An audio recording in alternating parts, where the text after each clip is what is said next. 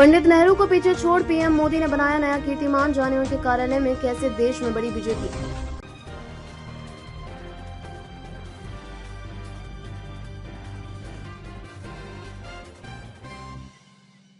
नमस्कार, मैं हूँ शालिनी और आप देख रहे हैं बीबीएन भव्य भारत न्यूज। चलिए शुरू करते हैं आज की मुख्य खबरें। प्रधानमंत्री नरेंद्र मोदी ने आज एक बड़ा रिकॉर्ड अपने नाम कर लिया है। मोदी अब देश में लगातार शासन करने वाले सबसे लंबी अवधि के चुने हुए प्रधानमंत्री बन गए हैं।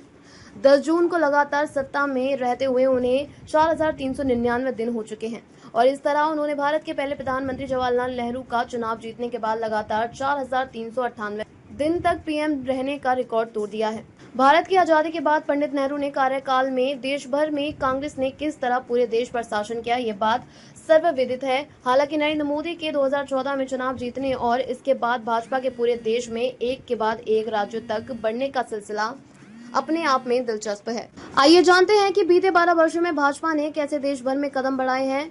2014 के लोकसभा चुनाव से लेकर अब तक भारत में भाजपा कहां तक फैली है।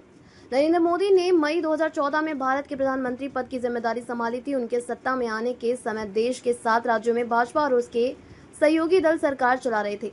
इनमें 5 राज्यों में भाजपा के मुख्यमंत्री थे, जबकि आंध्र प्रदेश और पंजाब में उसकी सहयोगी पार्टी सत्ता में थी।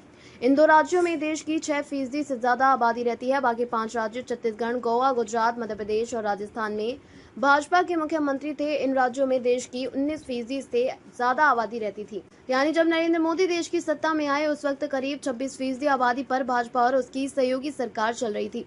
उस वक्त देश के 14 राज्यों में कांग्रेस और उसके सहयोगी पार्टियों की सरकार थी।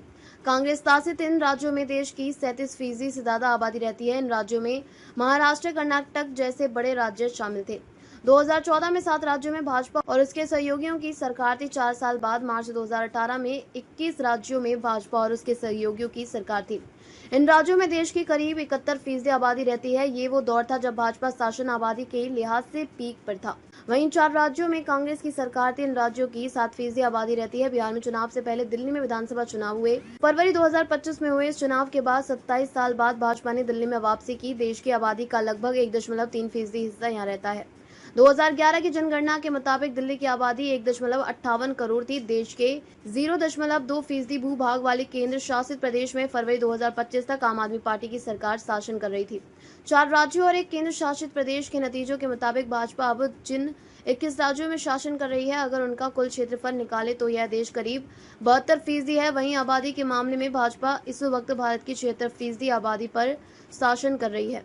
भाजपा मौजूदा समय में जिन 21 राज्यों में शासन कर रही है उनमें सबसे बड़ा राज्य राजस्थान है, जिसका क्षेत्रफल देश के कुल क्षेत्रफल का 10.40% है। वहीं सबसे छोटा पुडुचेरी है, जिसका क्षेत्रफल देश का 0.0% है। इसके अलावा आबादी के लिहाज से भाजपा के शासन वाला सबसे बड़ा राज्य उत्तर प्रदेश है, जिसके पास देश में 16.50% आबादी है।